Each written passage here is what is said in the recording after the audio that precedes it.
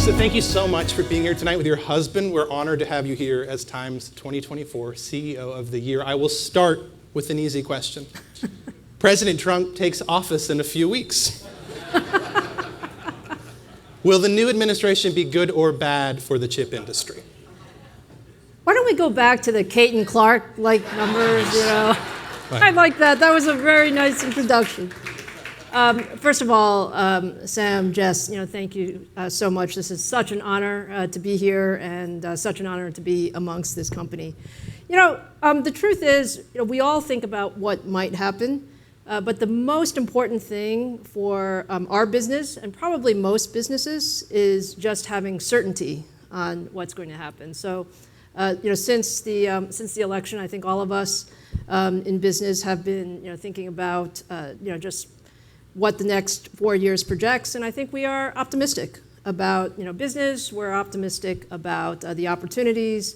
Obviously, in the semiconductor world, for us in chips, we're a little bit of a sensitive topic.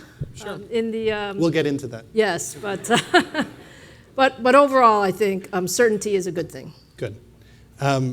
You have in the past called AI the most transformational technology you've seen in your career. I'm curious, for this crowd, what do most people get wrong about AI? Well, let me ask, so how many people in the audience use AI every day? It's pretty good. I think that is the most amazing thing. That's why I believe AI is the most important technology that I've certainly seen in my career. And back to what people may not quite understand is two things. One is we're at the very, very, very beginning of AI. So whatever you think you're doing today that seems amazing, it's going to be 10 times more amazing, even 12 months from now, because we're at the very early part of the learning curve. And because we're learning, it's not always going to be right. And so the fact that AI is not right today doesn't mean that it's not the most important technology ever. And Sarah is sitting right here at our table. The street always wants the answer today or tomorrow. It might take a little bit longer than that, but I think over this is a 5 to 10 year cycle that we're in, and we're at the very beginning of the cycle, and that's what's so exciting about it. I'd love to get into some of the geopolitical issues that you and your company sit across. Today, AMD's most advanced chips are made outside the United States. When will they be made here? So, I would maybe even take a step back and say, 5 years ago, nobody thought about where chips were made, right? Nobody thought about where do you get your next chip, and that is what has really changed for our industry. Is chips are now at the backbone of everything. Everything you do, whether it's something in your business or something in your home or something in your community, goes through probably thousands of chips a day, and that's what makes it so important. And I think the turning point was actually during the pandemic, when people couldn't get enough chips. If you remember, people were wondering why were the cars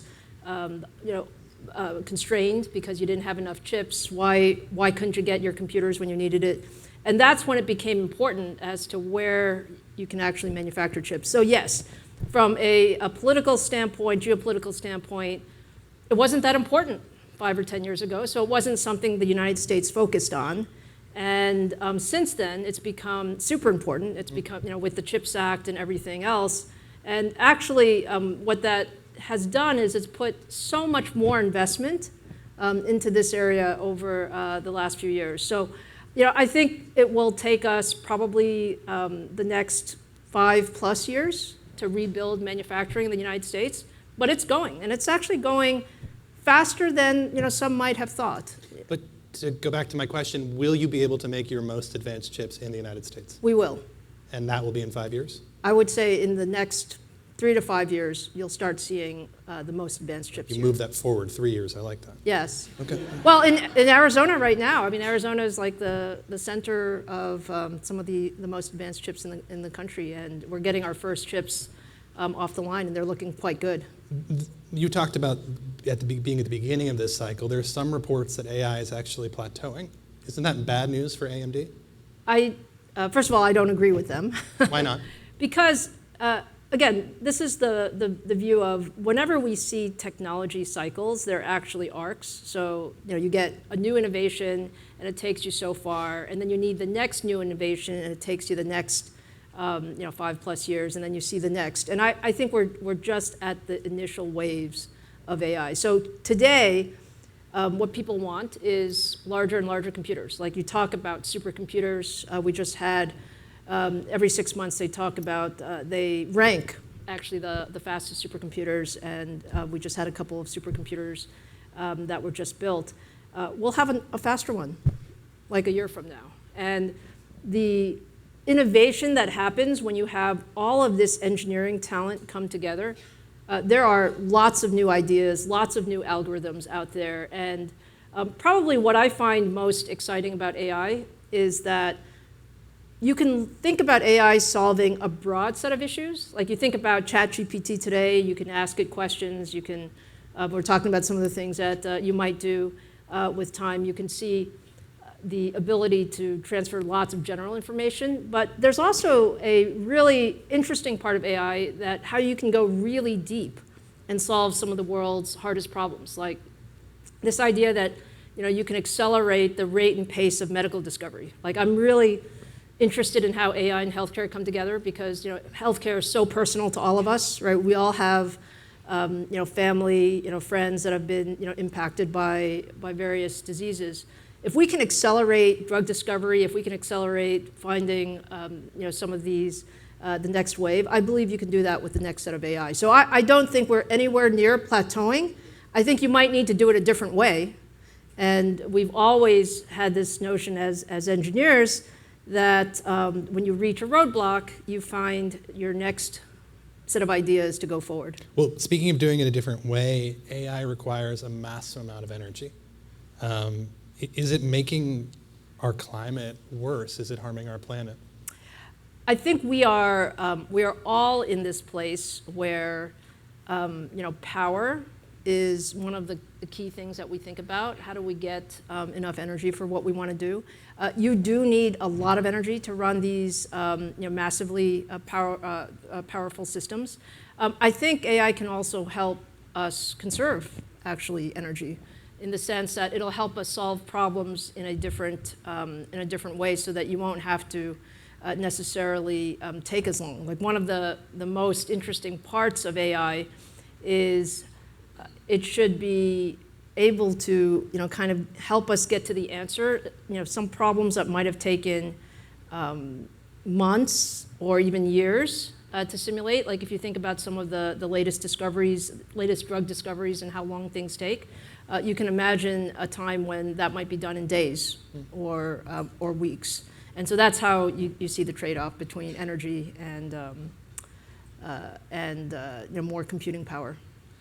China just opened an antitrust investigation into Nvidia. Are you worried that a geopolitical fight between China and the US will harm your business? So there's a lot of discussion about the US and China and what that means. Clearly, chips have become something that are so important from a national security standpoint, and we recognize that. There are some chips, for example, that are so special that we can't ship to China, that we can't ship to certain other restricted countries.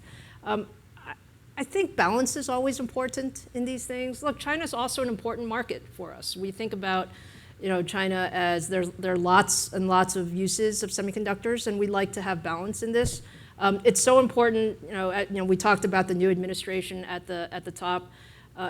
What's really important is for there to be a good dialogue between sort of the public sector and the private sector. I think there's a lot of partnerships that are necessary. That's true in most industries. That's certainly very true in our industry. And the key is that we want to have the ability to protect national security while also ensuring that we have access to the Chinese market. Those who work with you say you're a competitive person. Is that okay? It's fantastic. Is there a day when AMD will be bigger than Nvidia?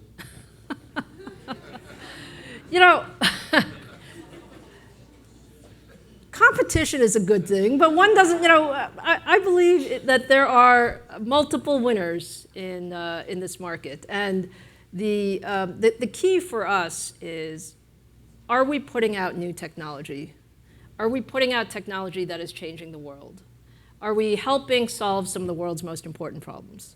Those are really, really important. And at the end of the day, who's bigger, who's smaller, we'll see. We'll see how that plays out.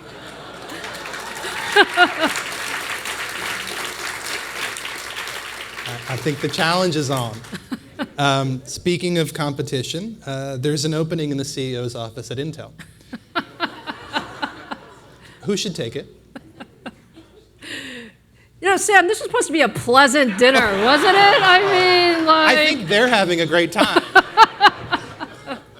Look, I have a lot of respect for Pat as a colleague. Yeah. So I've known him for many, many years. It is hard to turn around a semiconductor company. Let me start with that. So there are, the thing about our industry is that the decisions that you make today, you actually won't see the fruits of that labor for like 5 years. I mean, that's the case. It's like a 5-year cycle. It takes that long to design products, to think about technology, to think about markets going forward. So, I would say it's a tough job. It's a tough job. Has the Biden administration encouraged you to merge with Intel? I think the answer to that question is no. So I can answer that question. I think what we're all looking for is, how do we make the U.S. industry stronger, right? The U.S. leads in semiconductors today, in semiconductor design. We have been fortunate enough, with Silicon Valley, with all of the intellectual property that we've developed over the last many years for just the innovation in our culture. That goes with startups, but also with larger, more advanced companies. We've actually acquired a number of companies over the last few years, and it's added a lot to the equation. We're going to continue to do that. I mean, as an industry, we're going to continue to push the envelope on technology, and I think that's something that we should be really proud of. Right? We want to have the best chips. We want to have the best computers. We want to use those computers to solve the most difficult problems. And how we do that as an industry is partnering. Like, actually, we are partnering, with Intel on a number of things. We're partnering with many of the companies in the semiconductor industry, because there's no one company that has all of the good ideas. It is a place where we absolutely have to come together, and there are places where we're going to compete, and there are places where we're going to collaborate. I think one of the things that stands out in reading and listening to people talk about your journey as a leader is the points in time where you decided not to do something, when people were encouraging you to do that. We often talk about leadership as what you do, but it's just as frequently what you choose not to do. Is there a moment in time, a decision that sticks out for you where you said, everyone was telling you to go this way, and you said, no, we have to go that way? Probably the most striking moment in time is, whenever you think about technology, people always are most interested in what you're doing today. Right. Like, what's the fad of today? So when I first took over as CEO, it was 2014 and 2015 timeframe.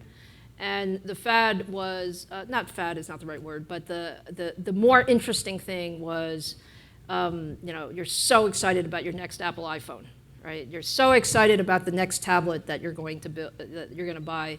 And people were asking, my board was asking me, Lisa, why are we not doing that? Like, why are we not in phones? Why are we not in tablets? And the truth was, those are fine businesses to be in, but they're not AMD. Like AMD, we build big computers. That's what we do. We build big computers. And many of you may not have heard about AMD, certainly 10 years ago, maybe 5 years ago. Hopefully in the last year you've heard us from time to time. We build big computers. And big computers were not sexy 10 years ago, but they're kind of sexy now. Right? I mean, you're talking to me about AI. I'm lucky enough to sit amongst this audience, and I think that's the key. The key is to be very clear on what you want to be best at, and it doesn't have to be the most popular thing, but it has to be something that you know will make a difference. Well, Lisa Su, thank you for making supercomputers sexy. We're so glad to have you. Thank you.